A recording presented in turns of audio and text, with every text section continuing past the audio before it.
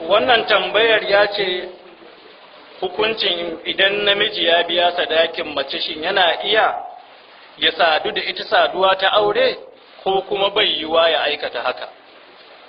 To babu shakka akwai rukunai na aure waɗanda sai sun cika ne sa'an na aure ya tabbatu.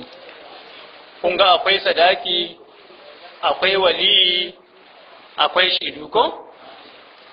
To wanda mu a nan bisa ga namu urfi sadaki ajiya ce ake kawowa. Mun kawo ajiyar sadakin mu domin mu rufe kofar kada wani ya shigo.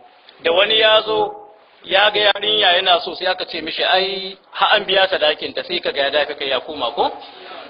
Amma ya an ce tana da mai son ta ai. Ya ma ya magana da iyayenta. Sai tambaya an biya sadaki a ce ya ce to ai allura ce cikin ruwa ko?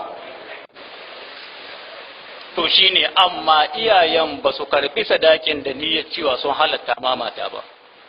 In ko har kana so ka yi ga haka, idan aka ɗauko sadaki, to sai a ce ga sadakin wanci, kai waliyinta ka karɓa ga mushidu, aure ya tabbatu, saduwa na iya faruwa. In iyayen sun ce mun ji mun gani, shikenan. Idan ko sun ce ba mu ji ba, ba mu gani ba, in kana iyawa ka ba su ajiyar sadaki, in baka iyawa aje ga hannunka har da kuka tsara. An fahimci wannan?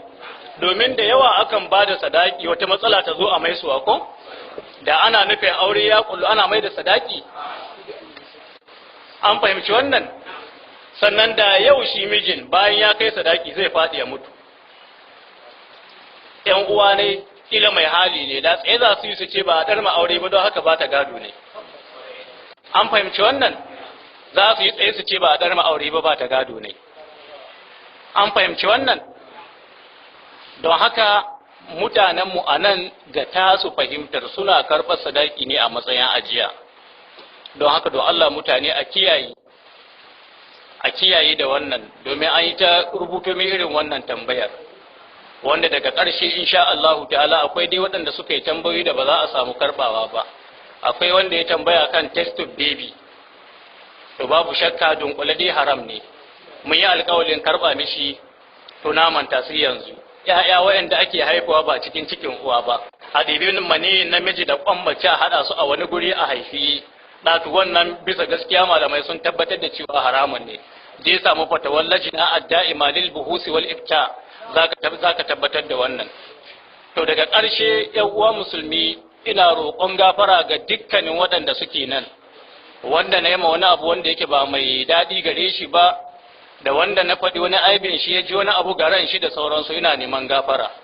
Kuma dukkanin wanda yake wannan gurin, idan yana ɗauke da wani haƙƙi na ko ya ji ya faɗi wani abu ya ce na ce ni ban ci alhalin ban ci ba, to duka ni dai na yafi. Ina roƙon Allah madaukakin sarki ya taimake mu ya karbi ibadodin mu gabaki daya.